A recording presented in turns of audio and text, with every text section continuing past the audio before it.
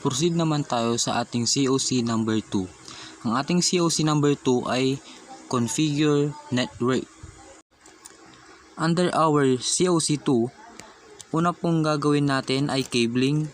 Gagamit po tayo ng crimping tool, RG45, and Cat5e cable. And we will use the color coding either T568A or T568B. And next, we have our patch panel.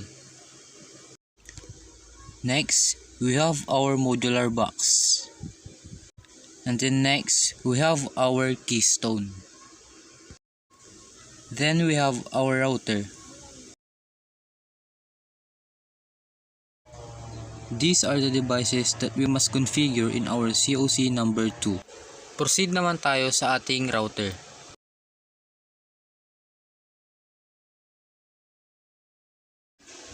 So, i-configure naman natin ang ating router. First ay i-reset muna natin ang ating router. Under ng ating router, i-disable natin ang DHCP. Under our DHCP, we must select Disable, remove Start IP, remove End IP, remove Default IP or Default Gateway. Pagkatapos nating ma-remove ang Start hanggang Default IP, and then isi-save na po natin siya at i-reboot. Next, number 3 is wireless settings. Under our wireless settings, we must input our SSID. Ang ating SSID ay depende sa ating router number. Example is router 1. Sa ating password, example nating ilalagay ay 123 hanggang 0. And after that, isi-save na po natin siya. Number 4 naman, punta tayo sa ating network. Under our network, punta tayo sa LAN. And then, under our LAN, we must type our static IP. Example, 192.168.3.1. And after that, we must save. If we talk about static IP, it is manual IP. And if we talk about DHCP or dynamic, it is automatic IP address. So let us proceed to our actual demonstration. Una nating gagawin ay i-reset muna natin ang ating router. Sa pagre-reset ng router, kailangan nating tusukin ang isang butas na maliit sa likod ng router. Kung makikita nyo ang reset, tutusukin lang po natin siya within 5 seconds. At mapapansin nyo, iilaw lahat ng nasa ibabaw ng router. It means, na-reset na siya. At pagka-reset ninyo, punta tayo sa ating desktop. Gagamitin natin ang default IP address ng router na 192.168.0.1. Punta lang po tayo ng ating browser, which is Mozilla Firefox. And then, isa-search lang po natin ang ating default IP address, which is 192.168.0.1. And then our username is admin and the password is admin, and then click OK. Pagkapasok natin sa ating router, punta tayo sa DHCP and DHCP settings. We must disable the DHCP server, delete the starting IP address, end IP address, delete, and default gateway, and then save. Pindutin natin ang click here to reboot, and then okay. Antayin lang po natin siyang ma-reboot at matapos, and then proceed tayo sa next step. Pagkatapos ma-reboot, punta tayo sa ating wireless settings. Palitan natin ang wireless network name, which is, ang gagamitin natin is router 1, and then save. And wireless security naman po tayo. Mag-set po tayo ng ating password. Example po is 12345678990, and then save uli. Punta naman tayo sa ating network settings, and then LAN. Papalitan po natin ang ating IP address ng 192.168.3.1. Yan po ang magiging IP address ng ating router. And then save, and then reboot or restart.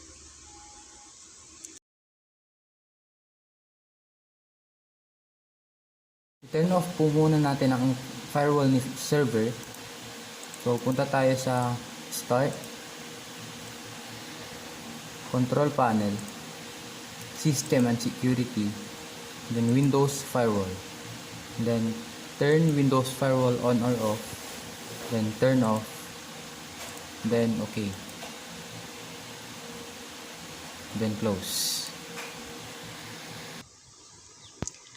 Punta tayo sa ating network.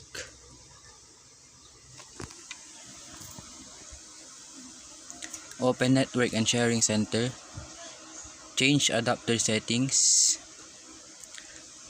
Right click local area connection and then properties.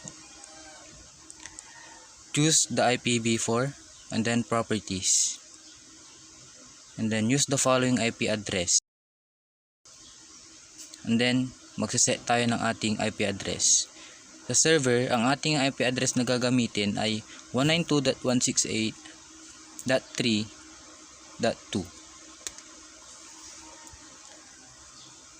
And then sa ating subnet mask, i-click lang po natin siya. Then our default gateway is the IP address of our router, which is 192.168.3.1. And then click OK, then close. So since nagamit na natin ang IP address na 192.168.3.1 sa ating router at 192.168.3.2 sa ating server, gagamitin naman natin ang 192.168.3.3 sa ating client.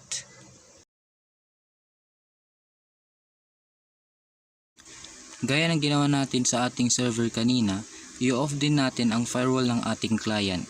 So click start button, punta tayo sa control panel, i-off natin ang ating firewall. Sa system and security, Windows firewall, click, and then turn Windows firewall on or off. I-turn off lang po natin ang ating firewall and then press OK.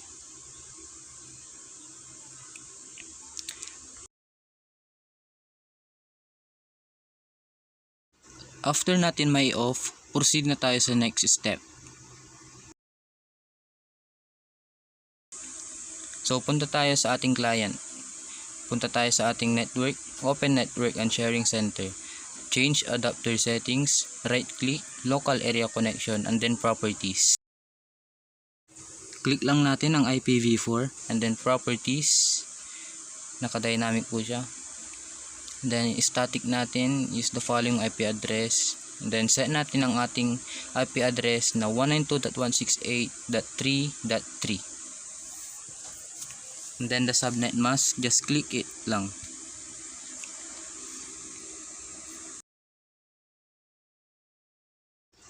Just click the subnet mask and our default gateway is 192.168.3.1. Yun po ang IP address ng ating router.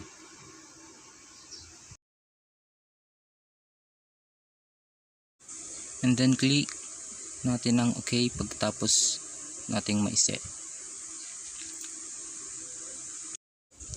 So next po natin gagawin ay ipiping po natin sila. Pag-uusapin po natin ang server and client using their IP address. Bago natin sila iping, ay kailangan muna nating i-sure na naka-turn off ang ating firewall sa both server and client. Gaya ng itinuro ko kanina sa ating naunang video, kailangan muna nating i-turn off ang ating firewall para makapag-usap sila. Then proceed. Para makapunta tayo sa ating command prompt, just press the key Windows R and then type CMD and then enter. And then pag-uusapin po natin sila, try natin sa ating router which is ang IP address niya is 192.168.3.1. So isusulat po natin or itatype ping space 192.168.3.1. Yan po ang IP address ng ating router. Then space minus T, then enter. So kung nakikita natin, nagre-reply po siya. It means successful po yung ating pagsiset ng ating IP address at napag-usap po natin sila. Then next, ang ating IP address sa server. So just type ping space 192.168.3.2 and then space minus T.